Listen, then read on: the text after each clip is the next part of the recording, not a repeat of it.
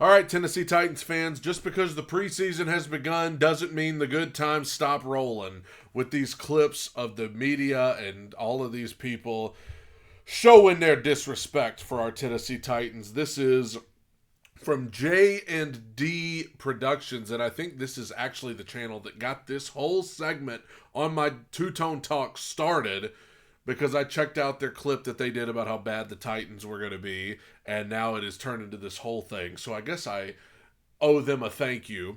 But this is a newer video they've done called How Good is Will Levis Actually? They're going to fill us in on all of the details about how good he's going to be actually. And I do want to let you know that the Two Tone Talk podcast is back going every single week now, every Monday and Friday at 1 Eastern, noon Central, every Monday and Friday from now till the end of the year. Just did an episode today. You can go check it out on the channel. We'll be back Friday with another one to preview this weekend's game against Seattle. Here we go. How good is Will Levis actually? All right, we got to talk about Will Levis. We've talked a little bit about the Titans already this offseason, and there is a reason DraftKings has Tennessee's over-under wins total set at 6.5. The roster just isn't that good, but there are still some good reasons to actually watch the Titans this upcoming season, and it's really Will Levis. Can you imagine going into this year, going into this offseason and saying, okay, we have a team here who is going to pick up Calvin Ridley. They've already got DeAndre Hopkins. They're going to pick up Calvin Ridley, Tyler Boyd at their wide receiver position. They're going to bring in a massive upgrade at center in Lloyd Cushenberry. They're going to make a huge trade for L'Jarius Sneed, one of the better corners in the league. They're going to pick up Chido Awuzie, a solid corner from Cincinnati. They've already got a solid corner in Roger McCreary. They're going to pick up three-time Pro Bowl safety Quandre Diggs. They're going to pick up Tony Pollard. They're going to draft 800 pounds of men in their first 2 picks in the draft. What do you think about their roster? And coming out saying, it's just not that good. Get out of here, man. It's a big year too for him, and he's already starting to make a bit of noise at training camp. There's one throw specifically that's just been going all over the place on Twitter, and that's something we've already seen from Levis. His great plays are just that, great. But the real question is whether or not he can actually be consistent. His rookie year was exactly what you'd expect, nothing too crazy. He was simply in the process of getting used to the new league. But now it's actually time for him to try the new league. The new, what is the new? I guess for him it's new. I'll give him that. For Will, it's a new league. And put it all together, and from reports, it sounds like he's looked pretty good in training camp. I do think it really helps to be entering an offseason as the clear-cut starter and getting all of the first-team reps. Ryan Tannehill is gone, and Malik Willis is pretty obviously not the future guy at this point. So I'd imagine that alone is a lot of pressure off of Levis. Now he just needs to develop as a young quarterback, and it's really up to the Titans to put him in the right situation to succeed. Why does this guy talk like Mayor Adam West on Family Guy? Adam West. That's how I feel like he's talking.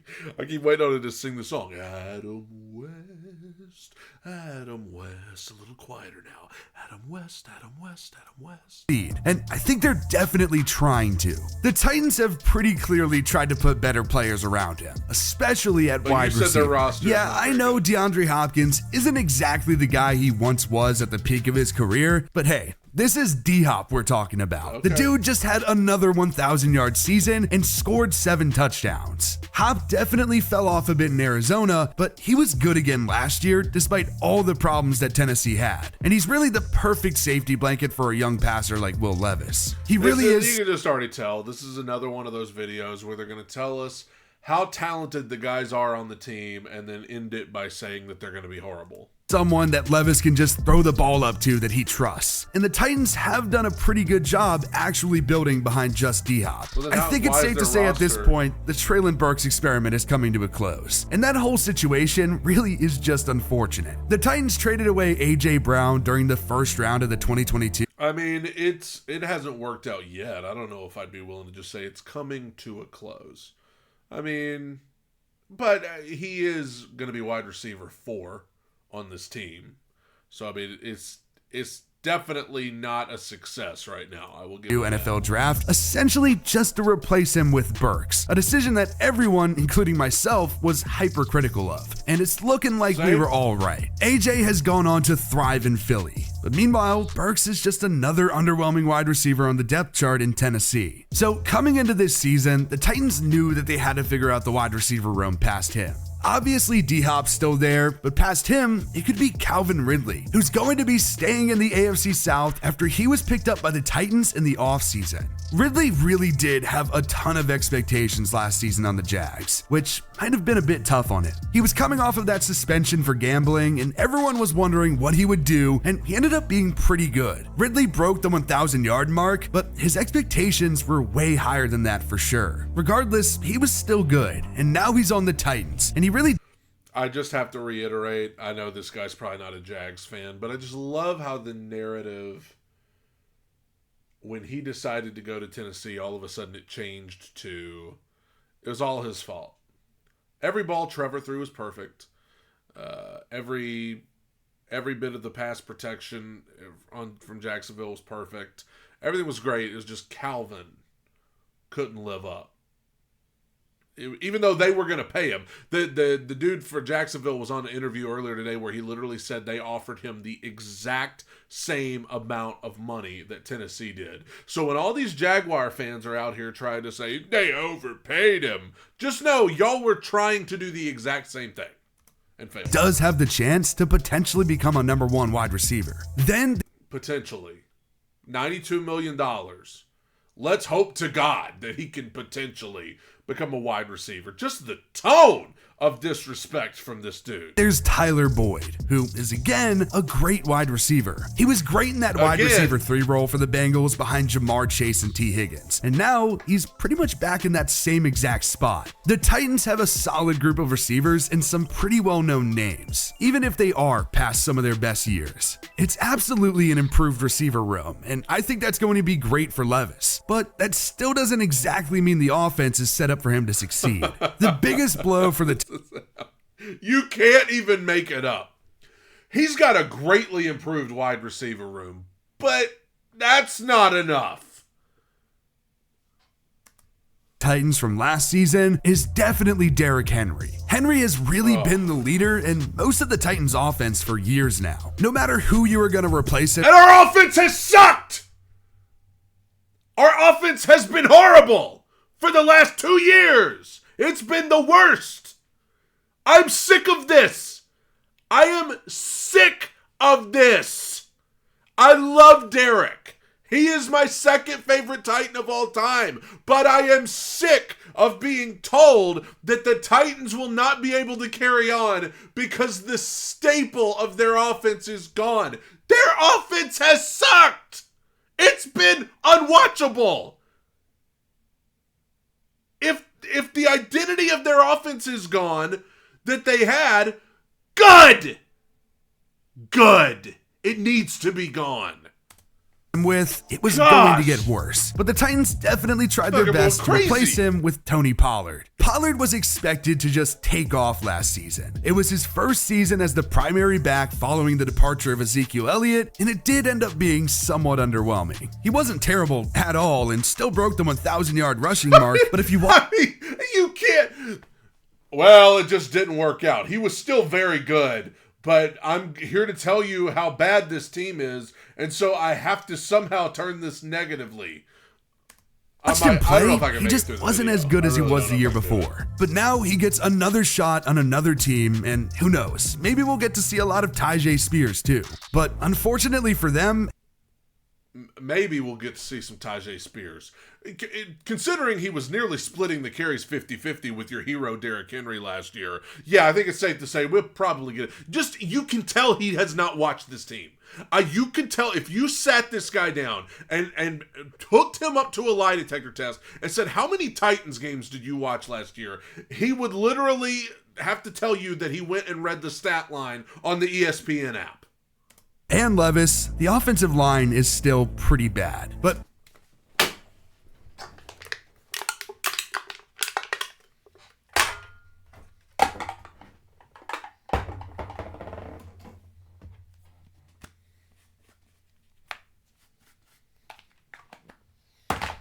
How can the offensive line still be bad when it's a completely different offensive line? Is Aaron Brewer still here? Best wishes to him, by the way. He got hurt in a practice in Miami. I hope he's doing well. Is Aaron Brewer still here? Is Andre Dillard still here? Is Jalen Duncan going to be starting? I don't even know who we had at right tackle last year. We tried Radens, but there was a rotating door on the right side of the line. I cannot take this crap seriously. I can't do it. I can't take it seriously. I can't do it. This video still has 5 minutes left, and I barely made it through 4 without losing my mind. The offensive line is still bad. You don't even know who they are. J.C. Latham's a rookie. Okay. Lloyd Cushenberry, it's his first time being here. Nicholas Petit-Frere didn't play last year, the right tackle. Dylan Radens is getting his first shot to actually start. 4 out of 5 starters on this offensive line were not starters last year for this offensive line. And so how you could possibly sit here with a straight face and tell me that this offensive line is bad when you don't even know who this offensive line is. If it was the same 5 guys with the same coaching, then yeah, maybe that argument would hold some weight. But Bill Callahan doesn't make a difference. One of the greatest O-line coaches ever makes no difference. 4 out of 5 new starters doesn't make a difference. We're just going to continue with the narrative that it's the same group from last year. Get out of town. It should be better. At least, I really do hope it is. The line has been awful, but you can't say the Titans haven't tried to fix it. Last year, it was Peter Skoronski in the first round. But you just said they are still horrible now. How are you going to... This person is a master in trying to backtrack and play both sides of the fence. This roster is bad. Now let me tell you how many ways they have improved this roster. This wide receiving group is not very good, but now let me tell you how good the additions they've made are. This offensive line is bad. Now let me tell you about how they're probably going to be better. Also, in the background of this shot, I just want to give a shout out to Teron Davenport. My guy came under fire this week on social media for no reason. He's a good man. He's a good reporter. Made some mistakes and people tried to come after him for it. What does that have to do with this video? Absolutely nothing.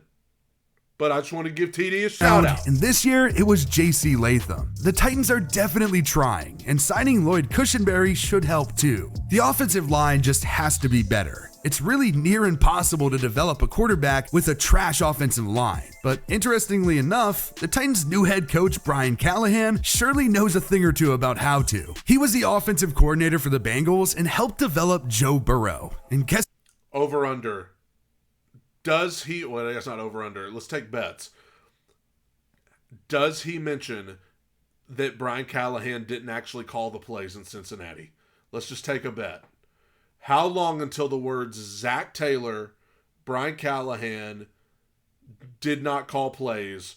How long until he says what? His line sucked too. Yet somehow it still worked. But is Will Levis Joe Burrow? Probably not. Levis has a lot of raw talent, and I don't think that's something that anyone would really disagree with. I just don't know that at this point I really believe in him. But he could certainly change my mind during the season. I wasn't entirely sold. Like, what is this argument then? He may be good, he may be bad. Thank you for that analysis. On Jordan Love before last season, and he went on to definitely prove me wrong. And I really do hope that Levis can do the same, but I just don't know if he can. I have a tough time really evaluating Will Levis. There are a lot of highs and lows to his game. Sometimes he really does look incredible and like he could actually be the future in Tennessee, but when he's struggling, it gets really ugly. What is this analysis? I just don't know. Sometimes he's good, sometimes he's bad. Sometimes he makes good plays, sometimes he makes bad plays. When he makes the good plays, it's good. When he makes the bad plays, it's bad. We're just going in circles here. We are just going in circles.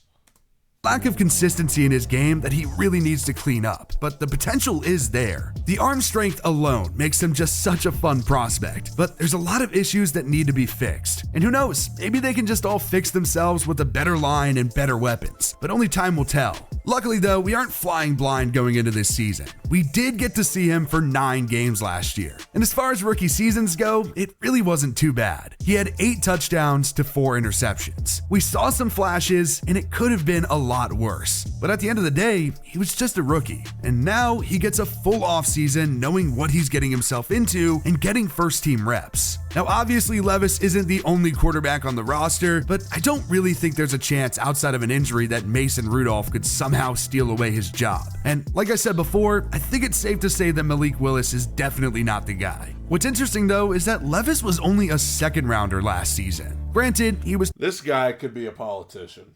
The way that he just keeps talking without actually saying anything. Like, I mean, you know, I get it. You got to make content, but now we're just to the point where we're just making blanket statements. Taken with the 33rd overall pick, but still, in theory, every team passed over him. When you look at him as a prospect coming out of college, he almost surely would have been a first rounder in this past draft. Levis was 10 times the prospect as Michael Penix and Bo Nix, who both somehow went in the top 12. You could even make some arguments and compare him to JJ McCarthy and Drake May. Yet again, he was only a second round pick, which just doesn't make any sense.